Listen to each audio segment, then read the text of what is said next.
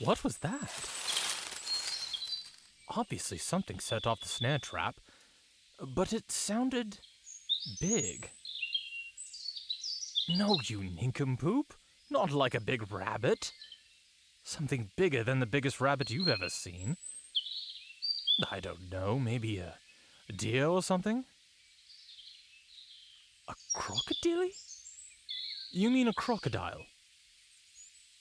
A crocodile? All the way out here? I really should teach that numbskull how to read someday. Okay, maybe it's not a crocodile, or crocodile, as you say, but it could be something dangerous. Boys, draw your weapons and approach slowly. We don't want to scare it.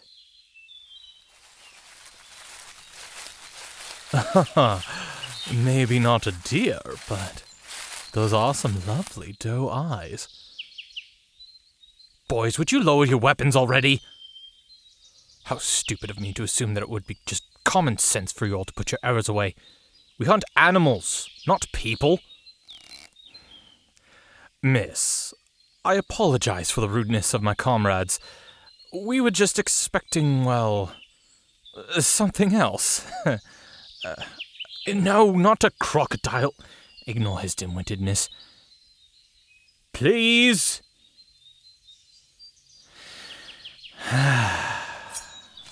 Don't struggle. We're not going to hurt you. Let me just... There. Now you're free. Can you stand? She even staggers like a young deer. Oh, that is a nasty rope burn on your ankle there. Here, I'll escort you back to our camp and we can bandage that up for you. I know it may seem like just a band of fools, but I promise that my boys can do a real proper wrap job on that burn. And we have some pretty good cooks as well. I'm sure you're hungry. Who are we? Oh, yes. How silly of me not to introduce myself. I am Guy. These are my companions. We call ourselves the Princes of Maybury Woods. Yes, well, the name is still a bit of a work in progress. Many people refer to us as the bum bandits of Maybury. Well, to be quite honest, we really aren't the best of bandits, if bandits at all. We're really just some thieves trying to live in peace. Do we break the law at times? Yes. Do we steal sometimes? Also yes. But it never has any real malintent towards anyone else. We're just looking out for ourselves. Well, most of us here are outcasts of society, or even exiles from other kingdoms. I guess that does sound a bit scary, but this band of brothers is one of the most lovable communities you'll ever meet to the west of the Wayanola River. What's my story? Maybe one day you'll know. Now, enough about me. How about you, Doe Eyes? What are you doing all the way out here on your little lonesome? Don't tell me. You're a robber on the run from the authorities. You've been exiled from your kingdom for some heinous crime. Oh, who am I kidding? You wouldn't hurt a butterfly, would you? So perhaps you're a nymph of some sort?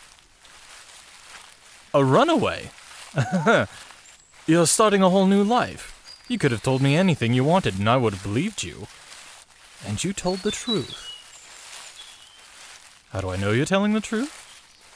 Well, I can see it in those doe eyes of yours. There's nothing but innocence. How can I tell? Let's just say I used to spend a lot of time studying. Yes, it's one of the reasons I've seemed to be adopted as some sort of leader for this group of men. You see, many of them are unable to read and write. Growing up, they were much more concerned with working and surviving. Me? Interesting? Huh. You flatter me. I think you're much more interesting. So what if I barely know anything about you? I'm quite curious about you, and curiosity is what drives interest. How long have I been an outlaw? Who says I'm an outlaw? I suppose being the leader of a gaggle of poor thieves would make it seem so. I've been out here with these men for about a month now, but I feel like I've known these people my entire life. Why am I out here? Well, to be quite honest, I'm a runaway like yourself. But not many people know that. I tend to keep my past life quiet. I left it behind after all. I much prefer it out here.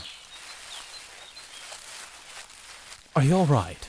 You're wincing and limping. Your ankle? I suppose it would be quite sore after walking on it all this way, and on rough terrain. The camp isn't much farther from here. Do you think you can make it?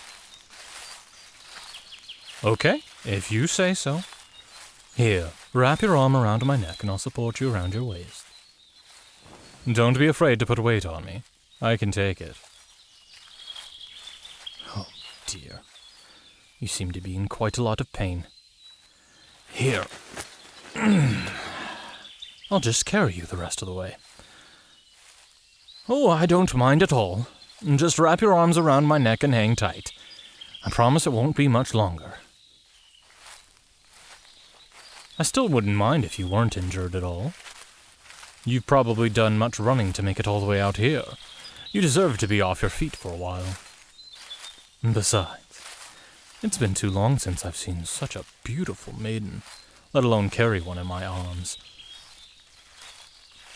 Who says a lowly thief can't be a bit of a flirt?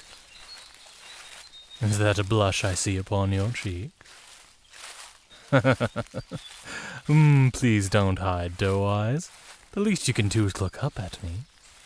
Consider it a payment for carrying you all this way. It really wouldn't be a good idea for you to walk. I'll tuck my charm away for now, at least until we get your wound taken care of. So, little runaway, where are you running to? Not sure. Fair enough, I suppose. You must be more concerned with where you're running from than where you're running to, then. I understand. I'll stop asking questions. Besides, we've finally made it to camp. Don't worry, doe eyes. I'm going to take you straight to the medical tent. Here we are. I'll just set you down here.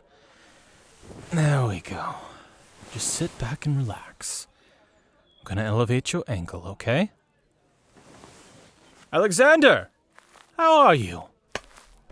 Who is this? Well, this poor thing got caught in our snare over by the creek. Yeah, she's got a nasty rope burn around her ankle where the trap caught her. Think you can work your magic? Doe eyes, you're very funny looking up at me like that. It's not real magic. Alexander's medicine is about the closest thing to magic I've seen in this world. You're in good hands, I promise. Doe, you're giving me a funny look again. What is it? What happened to him? Oh, well, you see, Alexander is mute. His tongue was cut out for talking back to a priest in his kingdom. I know. Brutal, right? That was many years ago, so it no longer hurts him. He has his own way of communicating that we've all picked up on. Right now, he's dipping bandages in a paste, and he'll wrap your ankle in it. It'll be cold, though. There we go. He says he's going to put a layer of dry bandages on top. All done. He says to leave this on for 3 days. Then I can cut it off you, and you'll be good as new. Thank you, Alexander.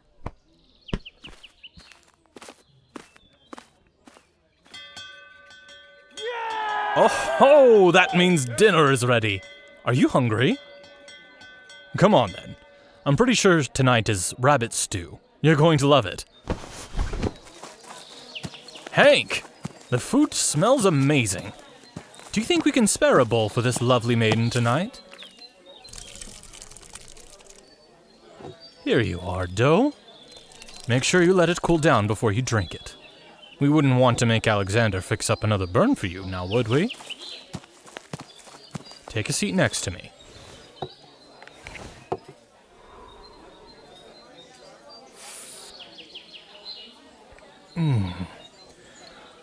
This may be the best batch of rabbit stew I've ever had. Try it. I saw those eyes light up. I told you we had some great cooks around here. I know we all look big and tough. Hank may have a missing eye, but he makes sure everyone is fed every day. Arthur is over there with the missing hand. He lost his hand while serving in the army. They discharged him, but he didn't have any family to go home to. So he left and found us. Bartholomew is sitting next to that tree over there. He's got scars all over his back, but he's amazing with animals. There's a cat somewhere around here that follows him around. So you can see, Doe Eyes, even though everyone thinks that we're big, scary bandits terrorizing people from town to town, they're wrong. We're not the bad guys, no matter what people want to think. We're just a group of people who had nowhere else to go. Is that a smile I see on your face? I'm glad to see you smile. You look like you've had a rough day, if not a couple of days. You're more than welcome to stay here for the night. Would you like that? Well, we're happy to have you. Do you have any plans for what you might do or where you might go next? Just following the river. I guess that makes sense with you getting caught up by the creek then. You're a smart girl, you know that? There's something about you that almost seems familiar, you know? Feel almost like you understand me without even having to speak. You're really easy to talk to.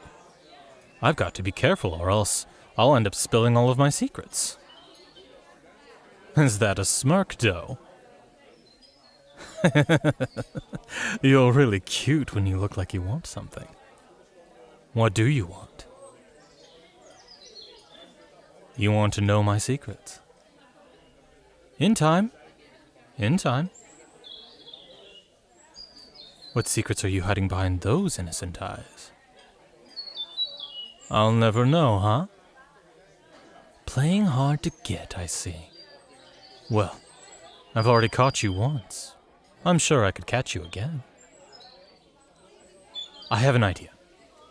How would you like to play a game? A game I like to call Two Lies and a Truth. It's very simple. I'll tell you 3 statements about myself. 2 are lies, and 1 is true. And you have to guess which is true. What do you say? What happens if you guess wrong? Well, then I guess you'll never know what is true. Okay, let me think real quick. I've got it. I prefer cats over dogs. My favorite subject was English literature. And I read to children every Sunday. Which is the truth? The first one. That I prefer cats over dogs. Is that your final guess? Sadly, you'd be wrong. That was a lie. Now it's your turn. You studied archery. You have 3 brothers. And you hate peas. That's a tough list, though. My guess is that you hate peas. That was a lie. Wow, you're good at this. I thought for sure I'd be able to tell when you lied. Perhaps I'm not as good at reading people as I thought. My turn again. I served in the army. I have 1 tattoo. And I have 2 sisters. What's the truth?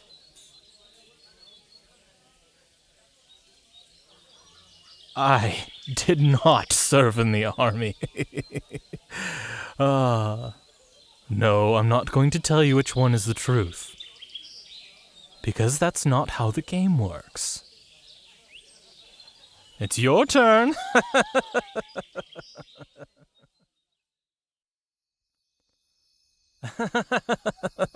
Oh, wow. It is really dark out right now. How did I not notice? Well, I was a little busy looking at your face. It just seems to light up the dark. Are you shivering? It looks like the bonfire has died down. Maybe we should get inside. I wouldn't want you catching a cold. The tent is this way, Doe Eyes. You can grab my hand and I'll guide you.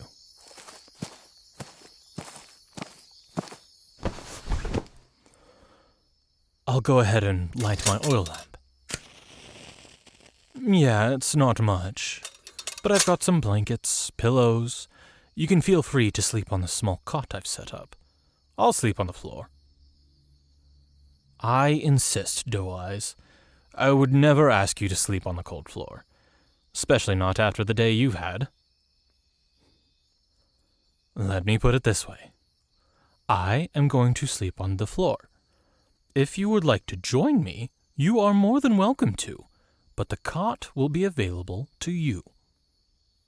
Would you like something to sleep in? I've got some linen shirts or shorts or... A shirt. Sure.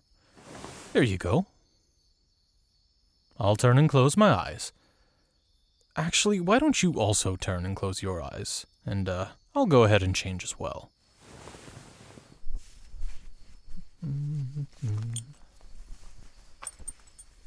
Okay, I'm done. Are you done? Let's turn back around on the count of 3. 1, 2, 3. You beat me to it. How long have you been looking, Doe?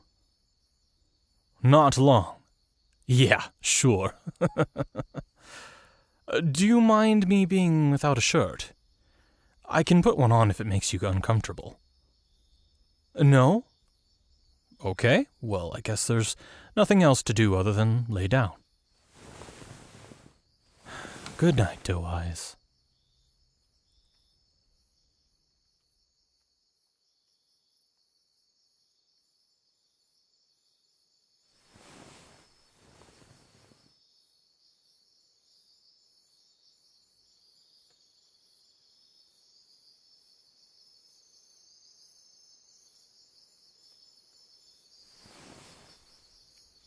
Good night again, Doe Eyes.